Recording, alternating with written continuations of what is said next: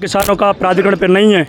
लगातार हर दूसरे तीसरे महीने नोएडा प्राधिकरण पर आंदोलन होते हैं और ये किसानों का दुर्भाग्य है कि हर बार एक फर्रा प्राधिकरण के द्वारा और अधिकारियों के आश्वासन पर धरना खत्म हो जाते हैं। जो धरने हमारे पूर्व में आश्वासन पर जो फर्रे इन्होंने यहाँ पे दिए हैं प्राधिकरण ने, उन्हीं मांगों को लेकर हम यहाँ पर पहुँचे हैं। किसानों की आबादी विनियमितीकरण का काम हो, इन्होंने किसानों के घरों पर जो नोएडा नाम दर्ज कर दिया है, किसानों के मूल 5% के प्लॉट की बात हो।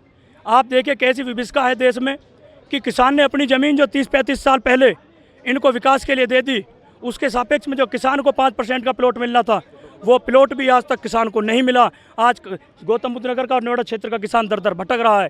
आप किसान कोटा प्लॉट की बात कीजिए, आप देखिए सन 76 से 97 के बीच में जो किसानों की ज़मीन गई, उसका किसान कोटा प्लॉट किसानों को मिलना था और वो प्लॉट उस चीज़ का मिलना था कि जिन सब स्कीमों में किसानों का कोटा हुआ करता था, उन स्कीमों में किसानों का कोटा खत्म करके इन्होंने एक मुश्त किसान कोटा प्लॉट देने की बात की थी।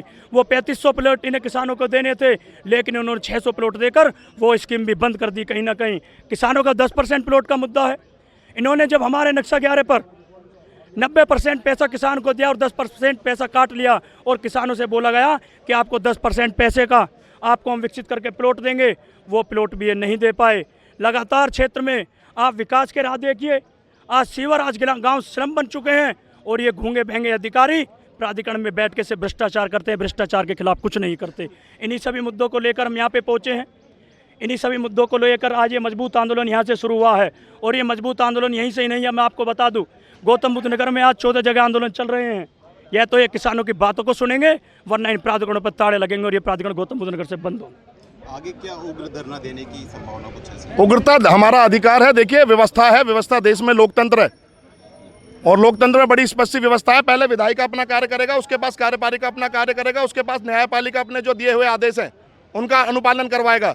जनता के हाथ में आंदोलन के जो पावर निहित होती है वो जब होती है जब लोकतंत्र के तीनों स्तंभ ध्वस्त हो जाएं और जनता अपनी शक्ति स्वयं अपने आप पे पहचानने लगे। तो उग्रता का कोई मतलब ही नहीं है। उग्रता वहाँ दिखाई जाती है जहाँ पर व्यवस्थाएं अभी जन्म है।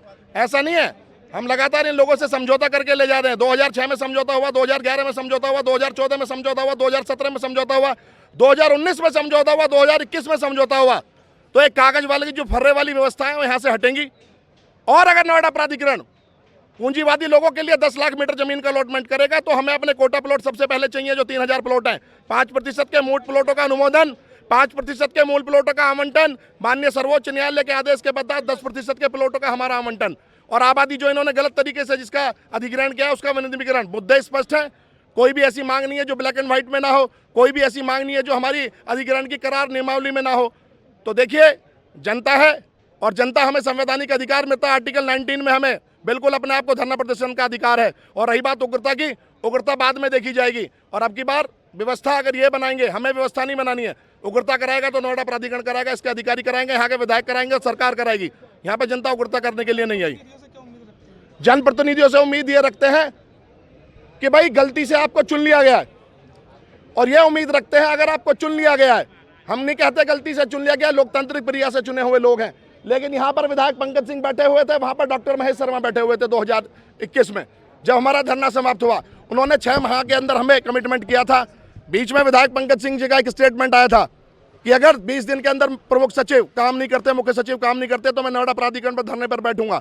इस मंच के माध्यम से आमंत्रण करते हैं हम नोएडा विधायक का, ग्रेटर नोएडा विधायक, वो ग्रेटर नोएडा के विधायक नहीं है, एक्सप्रेस वे के सारे गाँव उनके कार्य क्षेत्र में आते हैं, और जो सांसद महोदय हैं उनको हम आमंत्रित करते हैं यहाँ पर आइए। अगर 2 दिन 3 दिन के अंदर अगर आप यहाँ पे नहीं आते हैं तो अगला नंबर आपके कार्यालय का होगा। कार्यालय की घेराई कर देंगे, हम बंद कर देंगे उनके ताले, चाहे विधायक का कार्यालय हो चाहे यहाँ पे सांसद का कार्यालय हो। कोई स्पेशल प्रिविलेज लोग नहीं है, वो भी भारत के नागरिक हैं, हम भी भारत के नागरिक हैं। हमारे लिए चुने गए हैं। अगर हमारे लिए नहीं चुने जाते और नहीं उनको काम करना आता है तो ऐसे सांसद को और विधायक को हम नहीं मानते। कोई सांसद और विधायक का कोई अपेक्षा नहीं रखते हम।